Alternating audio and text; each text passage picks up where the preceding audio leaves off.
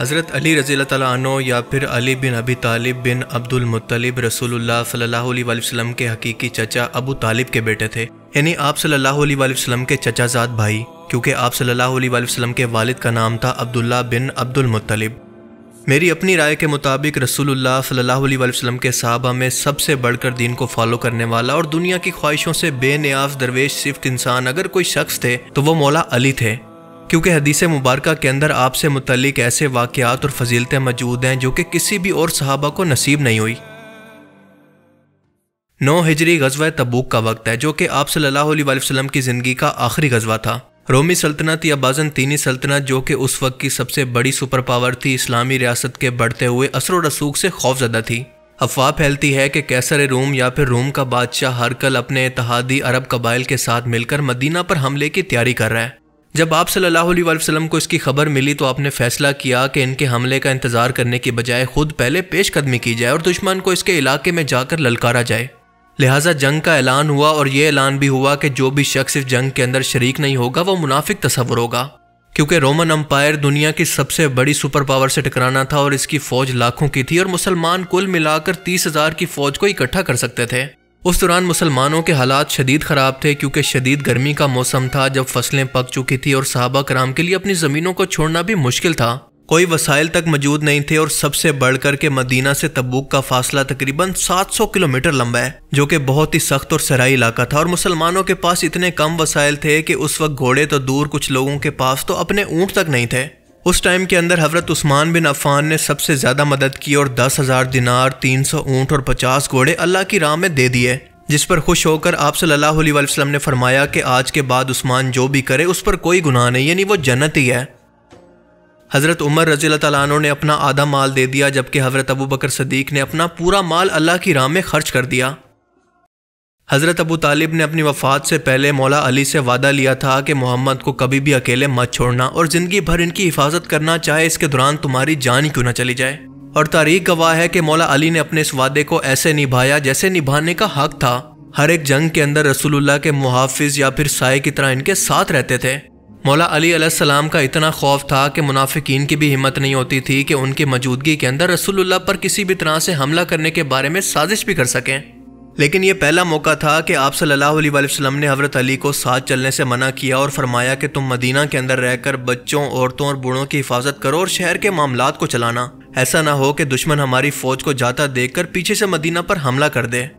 اندازہ لگائیں کہ رسول اللہ صلی اللہ علیہ وآلہ وسلم کو مولا علی پر کتنا زیادہ بھروسہ تھا۔ جب یہ حکم ملا تو مولا علی علیہ السلام بے اختیار رو دیے۔ آپ کو روتا دیکھ کر رسول اللہ صلی اللہ علیہ وآلہ وسلم نے ان کو اپنے پاس بلایا اور فرمایا کہ کیا تم اس بات پر خوش نہیں ہو کہ تمہاری میرے ساتھ وہی نسبت ہے جو کہ ہارون کو حضرت موسیٰ کے ساتھ تھی، بس فرق یہ ہے کہ میرے بعد کوئی نبی نہیں۔ میرے خیال میں دنیا میں اس سے بڑھ کر ایکسٹریم فضیلت کسی اور صحابی کی ہو ہی نہیں سکتی، یہ بالکل اینڈ پوائنٹ ہے۔ غزوہ تبوک پر روانگی کے وقت منافقین کو زندگی کے اندر پہلی بار وہ موقع ملا جو کہ شاید ان کو زندگی میں دوبارہ کبھی نہیں ملنے والا تھا، یعنی مولا علی علیہ السلام رسول اللہ کی حفاظت کے لیے ان کے ساتھ موجود نہیں تھے، لیکن اللہ نے اپنے رسولوں کی حفاظت کا ذمہ اپنے سر لیا ہے کہ ان کی زندگی کے اندر ان کو کوئی بھی نہ تو قتل کر سکتا ہے اور نہ کوئی نقصان پہنچا سکتا ہے۔ لہٰذا منافقین نے رسول اللہ کو غزوہ تبوک سے واپسی پر نعوذ باللہ قتل کرنے کی کوشش کی، لیکن کامیاب نہ ہو سکے۔ قیصر روم خوف کے مارے اپنی فوج واپس لے کر بنا جنگ کے چلا گیا اور مسلمان 30 دن کے انتظار کے بعد بنا لڑے یہ جنگ جیت گئے۔ مدینہ سے واپسی پر ایک راستہ عقبہ نامی پہاڑی سے ہو کر گزرتا ہے، جو کہ کافی تنگ اور خطرناک راستہ تھا۔ منافقین نے منصوبہ بنایا کہ جب نبی کریم صلی اللہ علیہ وآلہ وسلم اور ان کے کچھ ساتھی اس گھاٹی سے گزریں گے تو وہ اوپر سے بڑے پتھر گرا کر نعوذ باللہ آپ صلی اللہ علیہ وآلہ وسلم کو شہید کر دیں گے۔ جب یہ منافقین حملے کے لیے آگے بڑھے تو اللہ تعالیٰ نے وحی کے ذریعے نبی کریم صلی اللہ علیہ وآلہ وسلم کو پہلے ہی بتا دیا۔ آپ صلی اللہ علیہ وآلہ وسلم نے حضرت حذیفہ اور حضرت عمار کو ساتھ لیا اور رات کے وقت تیز رفتاری سے وہاں سے گزر گئے۔ جیسے ہی حملہ آوروں نے حرکت کی تو نبی کریم صلی اللہ علیہ وآلہ وسلم نے ان کو پہچان لیا اور بلند آواز کے اندر ان کا نام لیا۔ اب ان لوگوں کے چہرے پر کیونکہ نقاب تھے تو وہ اپنی شخصیت کو پہچانے جانے کے خوف سے وہاں سے بھاگ کھڑے ہوئے۔ نبی کریم صلی اللہ علیہ وآلہ وسلم کو وحی کے ذریعے اللہ نے ان کے نام بتا دیے، لیکن آپ نے امت کے اندر فتنہ نہ پھیلانے کے ڈر سے ان کے نام عام نہیں کیے۔ یہ رسول اللہ صلی اللہ علیہ وآلہ وسلم کے صحابہ کرام میں سے 12 منافقین تھے جن کے نام آپ اپنے علماء کرام سے پوچھ سکتے ہیں۔ لیکن آپ صلی اللہ علیہ وآلہ وسلم نے یہ نام حضرت حذیفہ کو بتا دیے اور اسی لیے ان کو صاحب سر رسول یعنی نبی کریم صلی اللہ علیہ وآلہ وسلم کے رازدار بھی کہا جاتا ہے۔ یہاں تک بیان ہوتا ہے کہ حضرت عمر اس شخص کا جنازہ نہیں پڑھتے تھے جب تک کہ حضرت حذیفہ کو بلا کر اس کی تصدیق نہ کر لیں کہ یہ شخص تو ان 12 منافقین کے اندر شامل نہیں تھا۔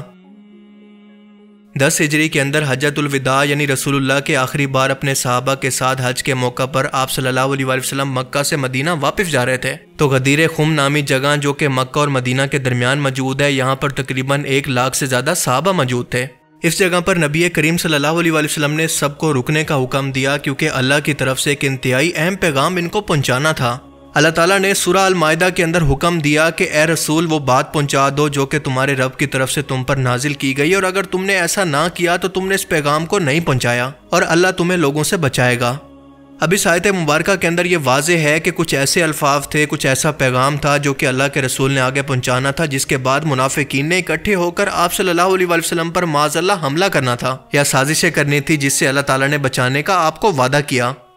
حکم ملتے ہی نبی کریم نے سب کو جمع کیا اور حضرت علی کا ہاتھ پکڑ کر بلند کیا اور فرمایا کہ لوگوں، کیا میں تمہاری جانوں پر تم سے زیادہ حق نہیں رکھتا؟ صحابہ کرام نے ایک ہو کر جواب دیا کہ بے شک اللہ کے رسول آپ حق رکھتے ہیں۔ اور اس کے بعد رسول اللہ نے فرمایا کہ جس کا میں مولا ہوں اس کا علی بھی مولا، اور اے اللہ جو علی سے محبت کرے تو اس سے محبت کر، اور جو علی سے دشمنی رکھے تو اس سے دشمنی رکھ، جو علی کی مدد کرے تو اس کی مدد کر، اور جو علی کو اکیلا چھوڑ دے تو اس کو اکیلا چھوڑ دے۔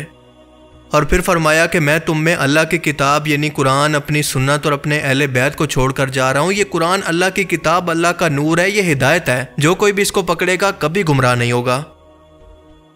غدیر خم کے موقع پر رسول اللہ کو آنے والے حالات کی غیبی خبر اللہ کی طرف سے دے دی گئی تھی کہ آپ کے اہل بیت پر کیا کیا ظلم ہونے والے ہیں، لہٰذا یہ خطبہ رسول اللہ نے بلا وجہ نہیں دیا تھا، بلکہ اس کے پیچھے مستقبل کی خبر جاننے کے علاوہ اور بھی بہت ساری وجوہات تھی۔ آپ صلی اللہ علیہ وآلہ وسلم یہ بات جانتے تھے کہ آپ کی زندگی کے یہ آخری لمحات ہیں اور دوبارہ اتنا بڑا مجمع آپ کی زندگی کے اندر جمع نہیں ہوگا، لہٰذا ہر ایک کان تک یہ بات پہنچ جائے اور یہ لوگ جو کہ میرے سامنے بیٹھے ہیں باقی لوگوں تک بھی اس بات کو پہنچا دیں۔ دراصل ہوا کچھ یوں تھا کہ مولا علی کو یمن کا گورنر بنا کر رسول اللہ نے بھیجا تھا، جہاں پر انہوں نے کچھ سخت فیصلے کیے۔ اب ظاہر ہے کہ یہ فیصلے میرٹ پر تھے تو کچھ امیر لوگ اور بااثر لوگ اس کی وجہ سے ناراض ہو گئے اور انہوں نے مدینہ آ کر رسول اللہ سے اس کی شکایت کی۔ نبی کریم صلی اللہ علیہ وآلہ وسلم نے اس موقع پر حضرت علی کی وہ شان بیان کی کہ اللہ آپ نے فرمایا کہ علی سے محبت وہی کرے گا جو کہ مومن ہوگا، اور علی سے بغض وہی رکھے گا جو کہ منافق ہوگا۔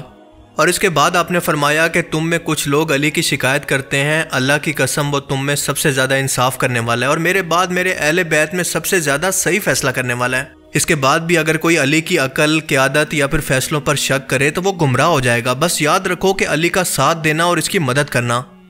نبی کریم صلی اللہ علیہ وآلہ وسلم حضرت علی کا مسلمانوں کے دلوں کے اندر ایک خاص مقام دیکھنا چاہتے تھے تاکہ بعد میں ان کے خلاف کوئی سازش نہ ہو۔ غدیر خم کے مجمع کے اندر زیادہ تر لوگوں کا تعلق تھا عراق اور شام سے، اور ان کو بتانا مقصد تھا کہ فتنے کے دور کے اندر علی کا ساتھ دینا، اس فتنے کے دور کے اندر علی حق پر ہوگا۔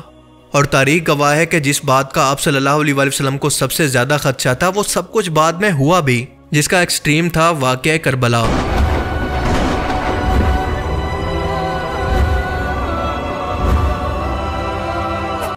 اگر آپ اس ویڈیو کا پارٹ 2 دیکھنا چاہتے ہیں تو مجھے کمنٹ کر کے ضرور بتانا۔